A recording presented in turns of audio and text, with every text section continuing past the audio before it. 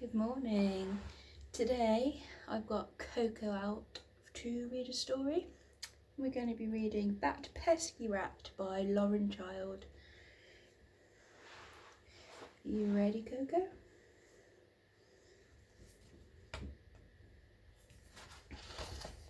This is me. I'm the one with the pointy nose and the beady eyes, the cutesy one in the middle. I live in dustbin number 3, Grubby Alley. Every now and again I come back to find someone has emptied all of my belongings into a big van and driven off with them. It's very upsetting.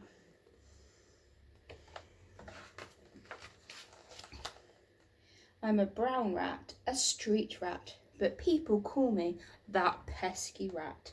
I don't know why. They say I smell, but that's not my fault, it's the dirt. Sometimes when I am tucked into my crisp packet, I look up at all the cosy windows and I wonder what it would be like to live with creature comforts, to belong to somebody, to be an actual pet. Most of all, I wonder what it would be like to have a name instead of just that pesky rat.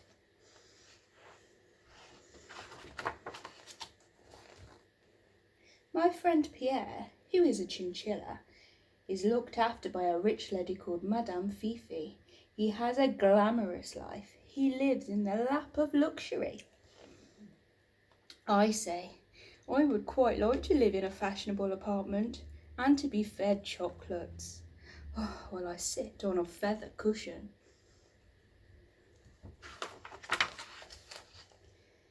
But Pierre says, it's not all cushions and chocolates. Madame Fifi has me shampooed at the pet parlour once a week. I think I'm allergic to soap. I hate having baths.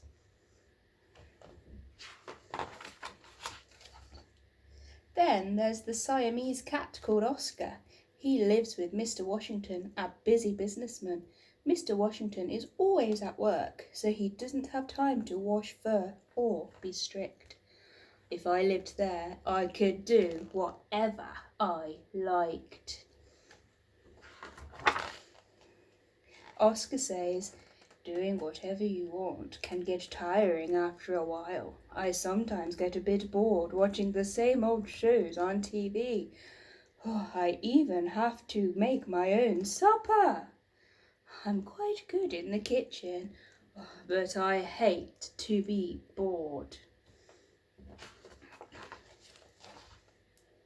A lop-eared rabbit called Nibbles works in a circus with Mr. Hoopla, but it must be so exciting, never a dull moment. Swinging on the trapeze 1 minute, tiptoeing on the high wire the next. Nibbles says, it's fun hopping through hoops in a tutu, but sometimes I could do with taking off the clown's nose and putting my feet up. Maybe it's all a bit too nerve-wracking for me. I think I'd quite like one of those owners who do lots of sitting about, like Mrs. St. Clair. Her Scotty dog Andrew is always sitting by the fire having supper on a tray, and they spend the evening doing puzzles together. Andrew says, on the whole I feel very well looked after, and Miss St. Clair is good company, although it's rather embarrassing when we have to go shopping. Miss St. Clair makes Andrew wear a little hat and a coat. I don't think clothes would suit me, but I would do anything to be somebody's pet. So in the morning I go to the pet shop and ask Mrs. Trill if she has an owner who might want me. She says, there isn't much call for brown rats, and I'm afraid you aren't very popular with the public. I say, I don't see why not. I'm very good company, always popping up when you least expect me to, and I am happy to eat anything, even if it's been slightly nibbled.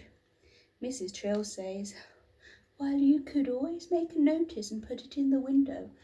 You never know. So, I write, Brown rat looking for kindly owner with an interest in cheese. Hobbies include nibbling and chewing. Would like a collar with my name on.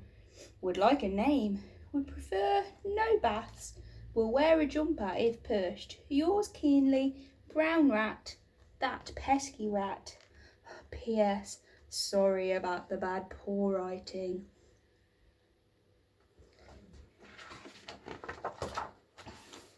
Then I waited and I waited and I waited until on Tuesday old Mr. Fortescue is passing and he stops to look at my notice. He has to really squint because he has very bad eyesight. Then he looks at me and says, "My, haven't you got a pointy nose, and goodness me, what a long tail and such unusual beady eyes. I'll take him. I can't believe my luck." "Nor can I," said Mrs. Trill. Mrs. Trill says, "Are you sure?" And Mr. Fortescue says, "Oh yes, I've been looking for a brown cat as nice as this one for ages." Mrs. Trill looks at me and I look at Mrs. Trill, and we both look at my notice, but neither of us say a word. I just love being a pet, and I am trying to be really helpful. I pick out the best cheeses by using my excellent sniffing nose. I clean the kitchen by nibbling up the crumbs. I help Mr. Fortescue. I cross the road and I scare the traffic, and I'm always there when he comes home. So here I am, finally a pet with a name. So what if I have to wear a little jumper? Mr. Fortescue says, "Oh, well, Tiddles, who's a pretty kitty cat?" And I squeak, "I am." There we go, he finally has an owner that thinks the rat is a cat. We'll see you soon.